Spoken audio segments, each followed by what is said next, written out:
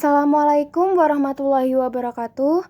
Kami dari kelompok yang membahas tentang bunga dan riba akan menjelaskan tentang materi dan studi kasus dari bunga dan riba.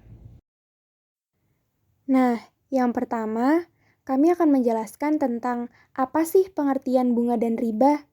Pengertian riba sendiri menurut etimologi berarti tambahan atau aziyadah.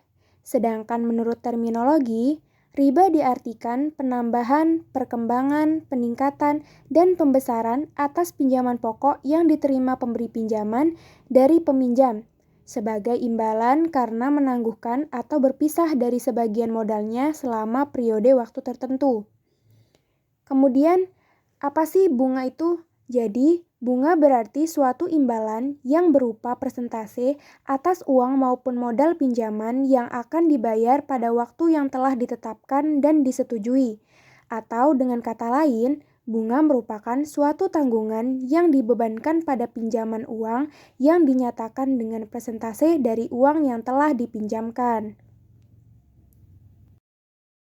Al-Quran merupakan sumber utama dan pertama bagi ekonomi Islam. Di dalamnya terdapat penjelasan hal-hal yang berkaitan dengan ekonomi, dan juga terdapat hukum-hukum diharamkannya riba.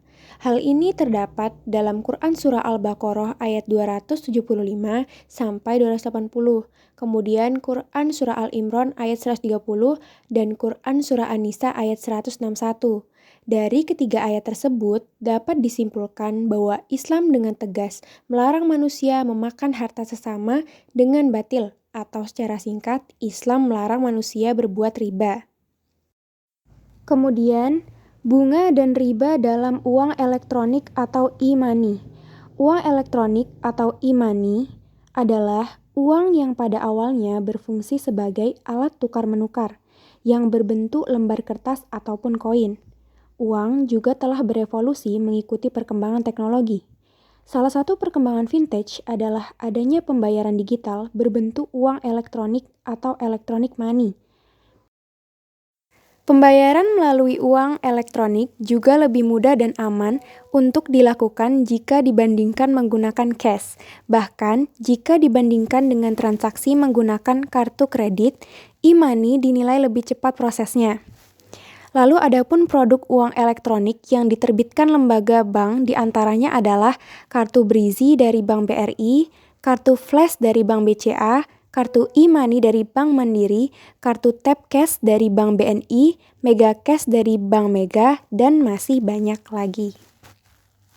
Setelah kita memahami pembahasan yang tadi, kita akan mengetahui di mana bunga dalam e-money. Jadi sebelum itu kita harus mengetahui e-money ini kegunaannya bagaimana? E-money sebagai alat pembayarannya ialah kegiatan berbasis e-commerce seperti berbelanja online, delivery online, transportasi online, pembayaran jalan tol, dan sebagainya. Transaksi penjualan dan pembelian dalam kegiatan berbelanja online tersebut ada pada sebuah platform online shop seperti Shopee. Selain menggunakan pembayaran non-tunai, juga menyediakan layanan e-money yaitu ShopeePay. Berkembangnya tren e-money ini memunculkan pertanyaan dan kekhawatiran masyarakat Muslim yang juga menjadi pengguna layanan tersebut.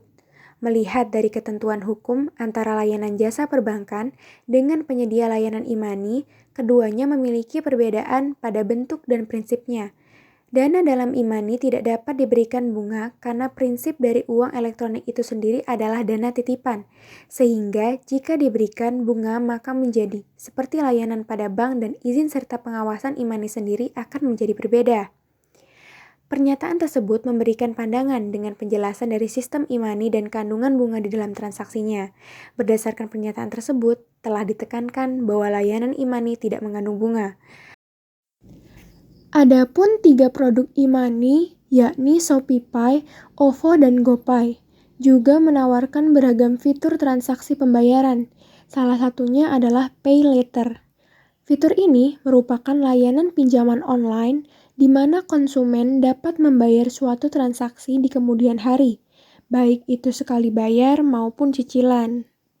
Berikut prosedur dan sistem transaksi menggunakan fitur Pay Later pada e-money, yakni ShopeePay, OVO, dan GoPay. Yang pertama pada ShopeePay, yaitu Shopee PayLater.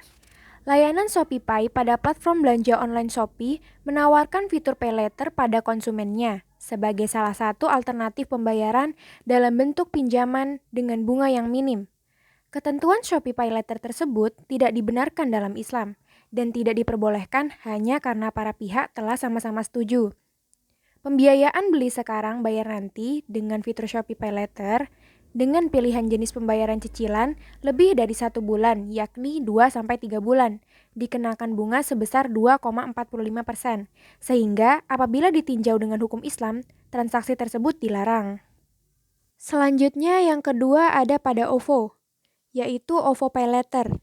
Transaksi OVO PayLater dengan sistem cicilan ini diperbolehkan dalam Islam, dengan syarat dijalankannya sesuai dengan kesepakatan. Apabila keterlambatan pembayaran oleh konsumen, maka konsumen tersebut akan dikenakan bunga oleh OVO sebesar 0,1% per harinya. Dengan adanya bunga ini, secara hukum Islam, maka berarti jual beli tersebut mengandung tambahan denda dalam transaksinya. Transaksi tersebut tidak diperbolehkan dalam Islam. Yang ketiga ada pada GoPay, yaitu GoPay PayLater.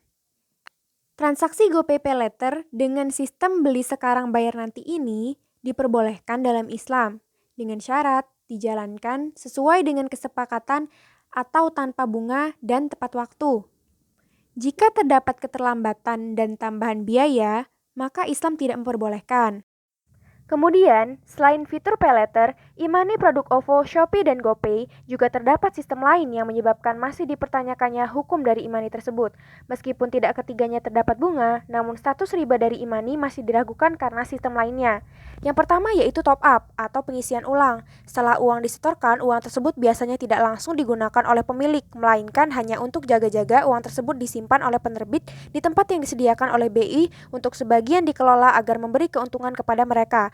Penerbit akan mengembalikan uang tersebut dalam jumlah yang sama kepada pemilik kapan saja ketika pemilik akan menggunakannya. Dalam proses tersebut tidak ada pemberian manfaat kepada peminjamnya, maka dalam syariat hukum dinyatakan boleh karena tidak adanya pemberian manfaat berarti tidak ada riba di dalamnya. Yang kedua yaitu poin atau koin. Dalam hukum Islam, poin atau koin yang diberikan melalui Imani diperbolehkan apabila menggunakan akad jualah. Akad jualah bisa disebut juga memberikan hadiah atau bonus komisi atau upah. Ketiga produk tersebut memberikan hadiah dalam bentuk poin ataupun koin secara cuma-cuma yang diberikan kepada pemilik oleh penerbit atas kebaikan karena telah memberikan pinjaman melalui uang top up.